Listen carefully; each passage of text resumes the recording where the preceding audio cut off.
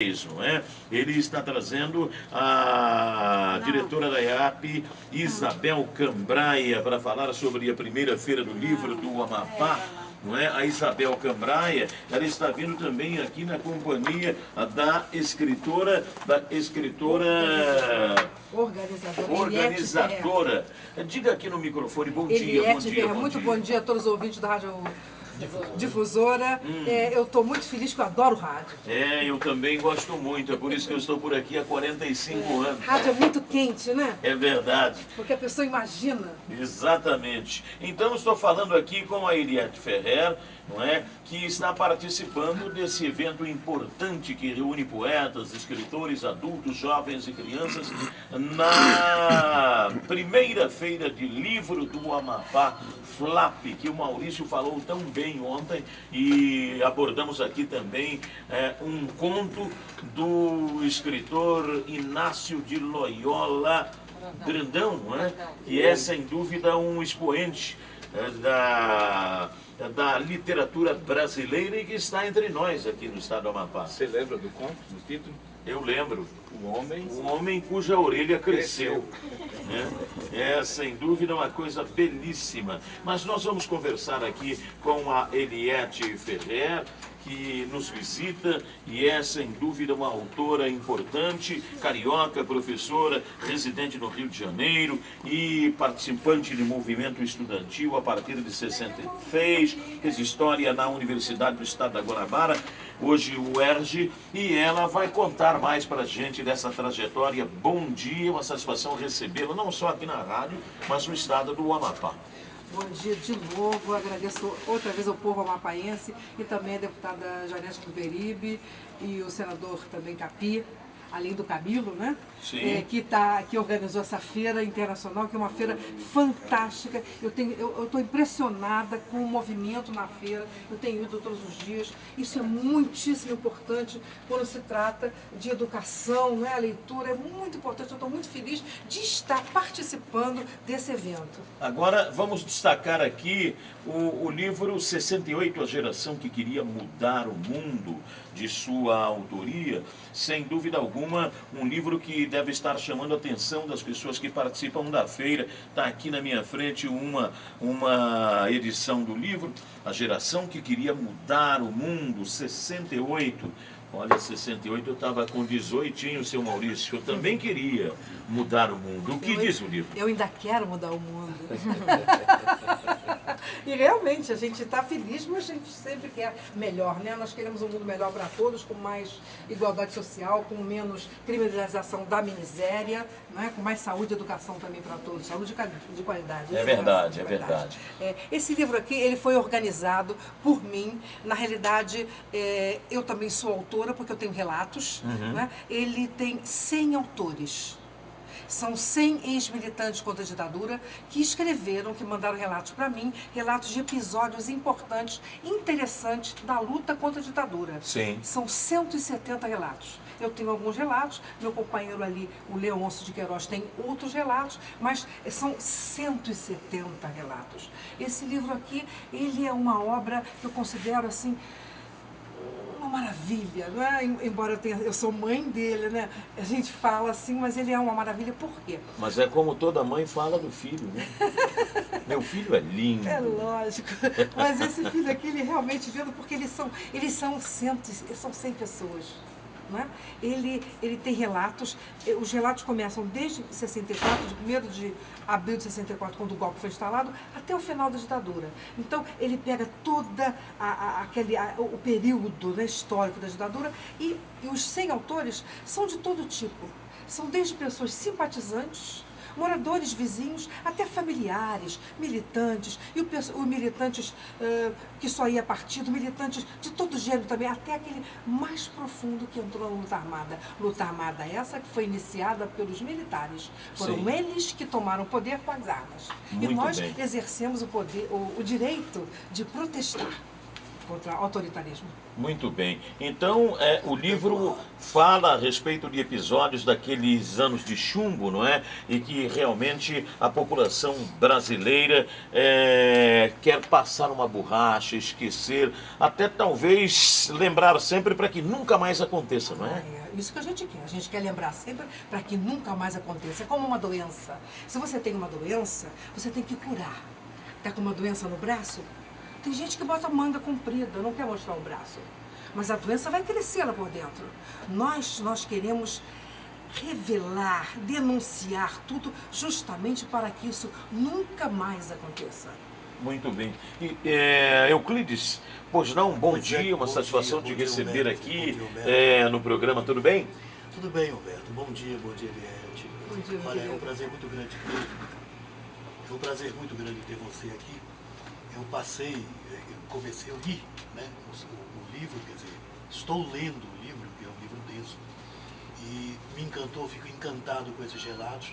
A gente, aqui e ali, né, pontualmente, a gente tem conhecimento de algumas dessas histórias, Tortura Nunca Mais, algumas coisas, mas condensado assim num só volume, tanta informação com referência àquela época tão nefasta, né, para a nossa sociedade, para todo o país. Quando você falou, nós temos que nos defender, sim, naquela época a gente se defendia e defendia o Estado de Direito Democrático, Com certeza. não é verdade, e que levou. E para isso nós lavamos essa luta com muito sofrimento, com muito sangue, principalmente das nossas famílias. E aí que eu gostaria de perguntar, há os relatos de pessoas, né, que passaram por esse sofrimento, mas também há relatos de familiares de pessoas que sofreram, não é, Eliette? Claro, há todo tipo de relatos, como eu tinha falado, né? Além dos relatos sobre tortura, as fases mais difíceis que nós passamos, as saídas do Brasil, porque a gente chegou a um ponto que nós tivemos que sair do Brasil. Né? Nas prisões, há relatos nas passeatas, há relatos nas reuniões, há todo tipo de relatos. E nós procuramos focalizar a nossa alma. Né? Essa aqui é a nossa versão dos fatos. Todos os relatos são na primeira pessoa do singular, então ele mostra o nosso sentimento, a nossa vontade de mudar o mundo, as nossas dúvidas, as nossas dores, as nossas alegrias. O livro é muito bem humorado. Pois é, e uma grande pergunta que cabe aí, Eliette, é sobre porque essa é a primeira vez que nós temos uma publicação dessa ordem que tem a chancela do Estado. O Estado reconhecendo que isso aconteceu de verdade, aconteceu na realidade e que está, enfim, não é, trazendo a público, à luz, essa triste realidade do nosso país que passou por aqueles anos.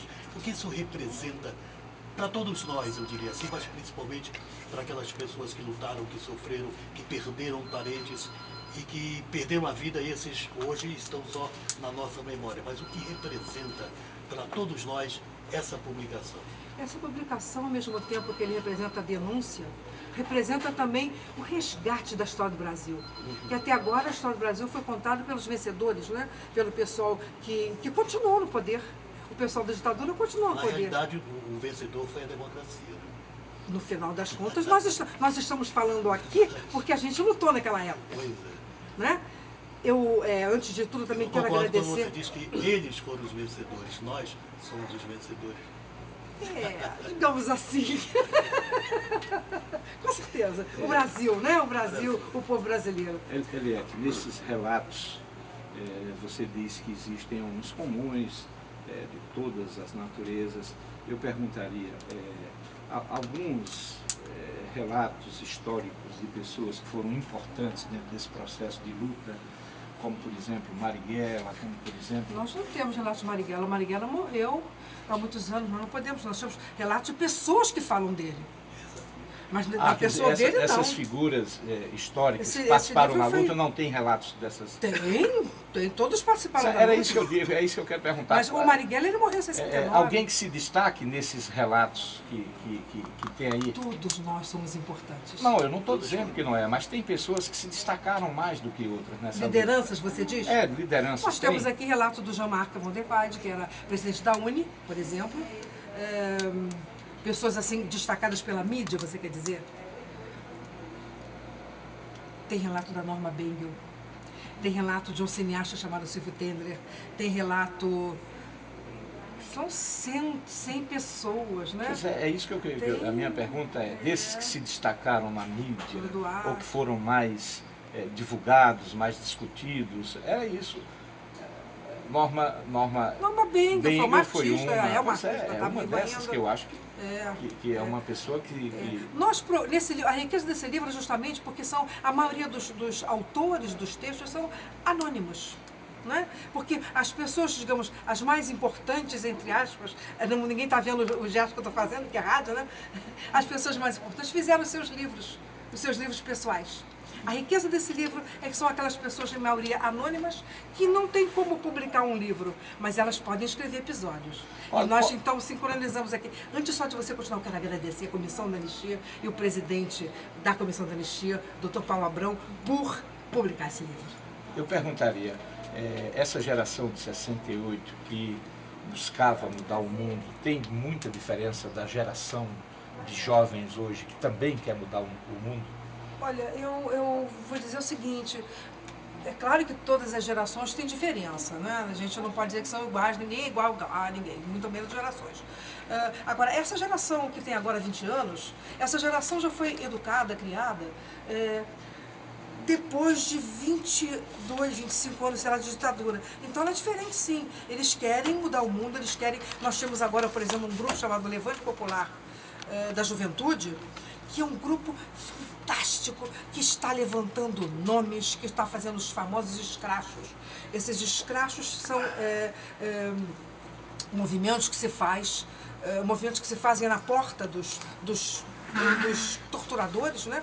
Por quê? Porque nós, uma coisa que eu ia falar, vou chegar lá, é que esse livro aqui, tem gente que diz, essa história já morreu, acabou. Acabou nada, a tortura continua.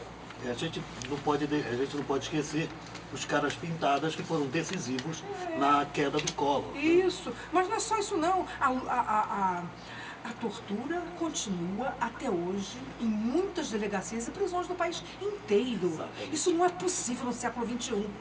Por que continua até hoje? Pela impunidade. A história do Brasil é a história da tortura, é a história do massacre dos pobres. Primeiro começaram os índios sendo massacrados, depois os negros. E na época da ditadura, essa ideia da tortura, essa maldade humana, né, ela foi incrementada contra os opositores do regime. E ela continuou. Esses opositores do regime, nós tivemos que sair do país, nós fomos presos, torturados. Houve a figura do desaparecido político, uma excrescência jurídica que aconteceu no Brasil, em outros países também. Os militares sequestravam o militante, torturavam, faziam 1000 maldades. Depois, muitos foram esquartejados e julgados sei lá onde. As famílias esperam até hoje essas pessoas voltarem. São os desaparecidos políticos. Isso é uma excrescência. Uma das ocorrências mais interessantes e benéficas que eu acho, Eliette, é hoje o que a gente está vendo são as mudanças nos atestados de óbito. Graças a Deus. Agora, por exemplo, o Herzog já tem um atestado que diz que ele morreu, não diz que ele morreu na tortura, não, que eu gostaria que ele tivesse, morreu na tortura no da Costa, né? Diz que ele morreu por maus tratos. Mas é melhor morrer por maus tratos do que morrer por suicídio. Ele não se suicidou, né? Eles naquela época, eles forjavam tiroteio, forjavam, como até hoje fazem. Eles entram, a polícia entra na comunidade carente, já entra atirando, diz, matamos fulano, beltrano, ciclano, tiroteio. Que tiroteio? A polícia entra atirando. Você lembra da chacina do Carandiru, né? Claro, foram 111 mortos, se eu não me engano. Um escândalo. O cara depois foi deputado, né? Pois é, essas coisas, o Brasil é assim, né? A gente dá passos muito pequenos. Mas a namorada dele deu cabo a vida dele, não é? E está sendo até julgada nesta semana em São Paulo. Dele fez justiça. Do coronel que comandou. Coronel, né? Do coronel que comandou lá a invasão no Carandiru. Ontem, no Rio Grande do Sul, foi assassinado um ex-comandante do DOI-CODE, o que comandou aquela bomba do Rio Centro, né? Eu ia falar, eu não queria nem falar, mas já que você tocou, ele foi assassinado. Foi assassinado. E como foi criada a Comissão da Verdade, é mais um capítulo dessa história que precisa ser explicado, porque deram 15 tiros no homem e disseram que foi um assalto. O cara dá 15 tiros para assaltar. 15 tiros. Agora Até aquela ontem, história... até ontem, quando eu era entrevistada assim, eu sempre falava, pois é, nós, para sermos anistiados, tivemos que, depois de passar por prisão, tortura, sei que lá, sequestro, né, exílio, 1000 exílios, volta, não volta, porque muitos foram para o Chile e tiveram depois que